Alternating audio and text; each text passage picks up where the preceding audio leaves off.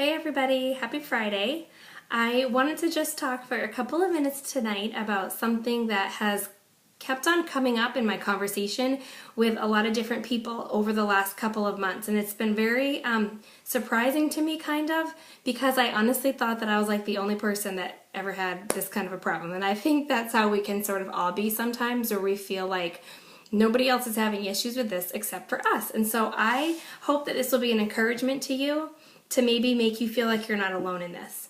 I had written a blog post maybe about a year ago, maybe a little bit less than that. I was talking about the fact that I had been hurt a lot by a lot of friends in my life over the years, and I got really personal, and I opened up a lot, which I try not to do a lot actually, but I do like to be real.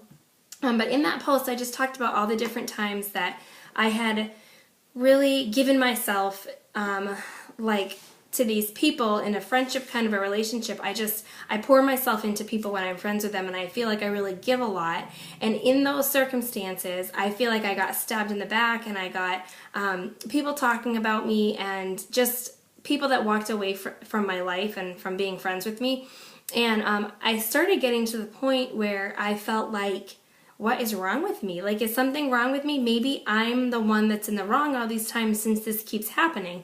But I found this passage in scripture that I thought was really encouraging and uplifting, and so I just wanted to read it to you as well. It's in 2 Corinthians chapter 12, and in verse 15 it says, "I will gladly spend myself and all I have for you, even though it seems that the more I love you, the less you love me." Now, I know that doesn't sound like a really encouraging verse, like you're going to put that up on your wall or something like that.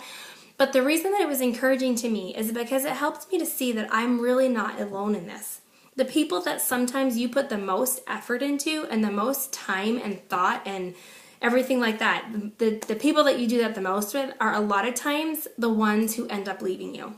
And the reason why I wanted to talk about it really quickly tonight was just because I want to encourage you to not allow things that have maybe happened with a bad relationship or bad friendship in your past hinder you from having a really great relationship and friendship with other people in the future. Because a lot of times what happens is when you get hurt by somebody, you don't want to trust that new person that comes into your life, because you know it's not their fault that somebody before them hurt you, but you can't help but have that thing in the back of your mind where you're just thinking, this person's going to do the exact same thing to me. I just know it because it keeps happening over and over. And what happens is if you end up doing that, and if you end up living like that, you're going to miss out on some incredible friendships that God could have for you, and that could be exactly what you need in your life. Over the last 2 years, I have met some of the most incredible people who are now, honestly, some of them are literally probably my best friends in the world. And I just think, what would I have done and what would I be missing out on if I had thought, when I met some of these people like Angie and Stacy, I'm just mentioning a couple of you guys who have been really amazing friends to me that I just met. What would I have done if I had met you and been like, they're just going to treat me like everybody else, just like everybody else does? I would have missed out on just some amazing friendships. And so I just want to encourage you to not miss out on what God might have for you. If you're in a situation right now where you just had somebody really hurt you and really betray your confidence or betray your trust or whatever, if you're in that situation, don't let it get you down to the point where you can't move forward and meet some other great people, because God has a plan for all of us. And even in the hurtful times and the times when you're feeling like everything is going wrong and you're never going to have another friend and you just can't trust anybody, that's not true, and it's not fair to the next person. So just, if you're feeling that way, I hope that this can give you a little bit of encouragement and a little bit of hope that it's not just you. You're not alone. It happened to Paul in the Bible.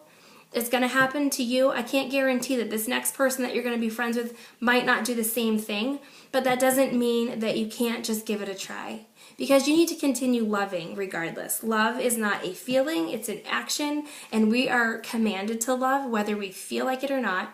So the next time when you meet somebody new, just give them a chance. Try to love them anyways, and be the friend that you would want for them to be to you. And you have no idea, they could be your new best friend. So I hope that encourages you today to just keep going. Don't be discouraged about what's happened in the past. And I hope that you enjoyed this new view. This is my living room. Hope you love it.